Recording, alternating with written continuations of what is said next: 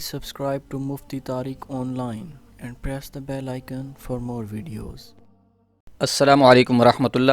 عادل تبسم یہ بھائی پوچھتے ہیں کہ رمضان المبارک میں نماز وتر پڑھنے کا طریقہ کیا ہے، کیونکہ رمضان شریف میں وتر کی نماز تراویح ادا کرنے کے بعد جماعت کے ساتھ پڑھی جاتی ہے۔ اگر جماعت کے ساتھ نماز وتر ادا کریں تو نیت کیسے کریں گے، اور پھر مقتدی امام کے پیچھے کیا پڑھے اور کب خاموش رہے؟ وتر نماز کی تیسری رکعت میں جو دعائے قنوت پڑھی جاتی ہے، یہ مقتدی بھی پڑھے گا یا نہیں؟ کیا حکم شرع ہے؟ براہ کرم وضاحت کر دیں۔ دیکھیں، بہت ہی اہم سوالات پوچھے گئے ہیں، یاد رکھیے۔ سب سے پہلے تو ہم نے امام کی اقتداء کی نیت کرنی ہے، یعنی اگر جماعت کے ساتھ وتر نماز پڑھنے لگے ہیں تو امام کی اقتداء کی نیت کریں گے۔ اس طرح سے نیت کریں گے کہ میں نے نیت کی 3 رکعت نماز وتر کی واسطے اللہ تعالیٰ کے، پیچھے اس امام کے۔ اتنا ہی اگر دل میں ارادہ کر لیں گے تو بھی کافی ہے۔ اس کے بعد امام صاحب تکبیر تحریمہ یعنی اللہ اکبر کہیں گے تو ہم نے بھی تکبیر تحریمہ کہہ کر ہاتھ باندھ لینے ہیں۔ اس میں یہ یاد رہے کہ امام سے پہلے تکبیر تحریمہ مکمل نہیں کرنے، یعنی جب تک امام اللہ اکبر پورا نہ کر لے اس وقت تک ہم نے اس سے پہلے اللہ اکبر نہیں کہنی۔ تکبیر تحریمہ کہہ کر ہاتھ باندھ لینے کے بعد پھر سب سے پہلے ثنا پڑھیں گے۔ امام بھی ثنا پڑھے گا، مقتدی بھی ثنا پڑھیں گے۔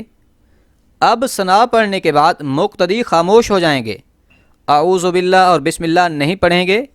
امام صاحب ہی اعوذ باللہ اور بسم اللہ پڑھ کر سورۃ فاتحہ کی تلاوت کریں گے، اس کے ساتھ کوئی دوسری سورت ملائیں گے۔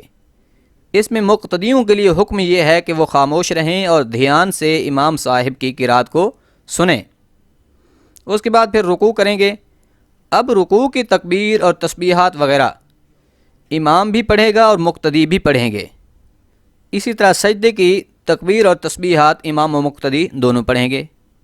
اور پھر جب دوسری رکعت کے لیے کھڑے ہوں گے تب بھی مقتدی خاموشی اختیار کریں گے، امام صاحب کی قرات سنیں گے۔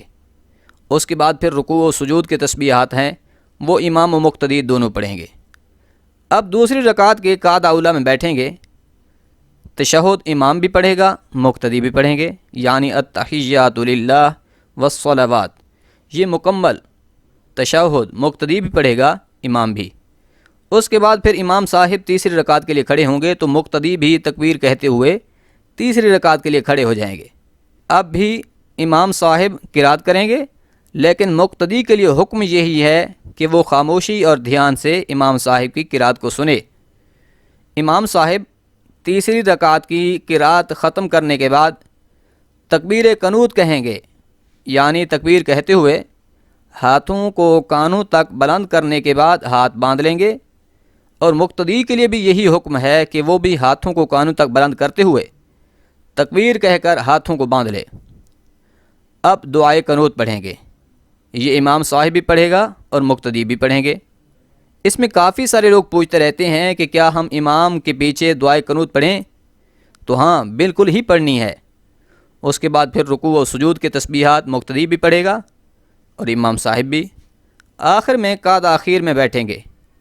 اس میں پھر تشہد، درود شریف اور دعا، یہ مقتدی بھی پڑھیں گے اور امام صاحب بھی۔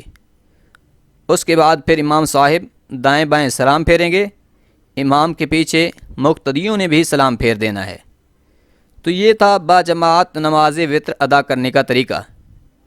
اس میں یہ بھی سن لیجئے کہ اگر کسی کو دعائے قنوت یاد نہیں ہے تو اب وہ کیا پڑھے؟ اس حوالے سے پہلے تو یہی ہے کہ وہ دعائے قنوت یاد کرنے کی کوشش کریں۔ جب تک دعائے قنوت یاد نہیں ہو پاتی تو تب تک 3 مرتبہ یہ دعا پڑھ لیں، اللہم اغفر لی، اللہم اغفر لی، اللہم اغفر لی، تو یہ کافی ہو جائے گی۔ اور اگر اکیلا شخص وتر نماز پڑھ رہا ہے تو پھر وہ قرات بھی کرے گا، یعنی جس طرح عام دنوں میں وتر نماز پڑھتے ہیں ویسے ہی پڑھے گا۔ امید ہے بات سمجھ آ گئی ہوگی۔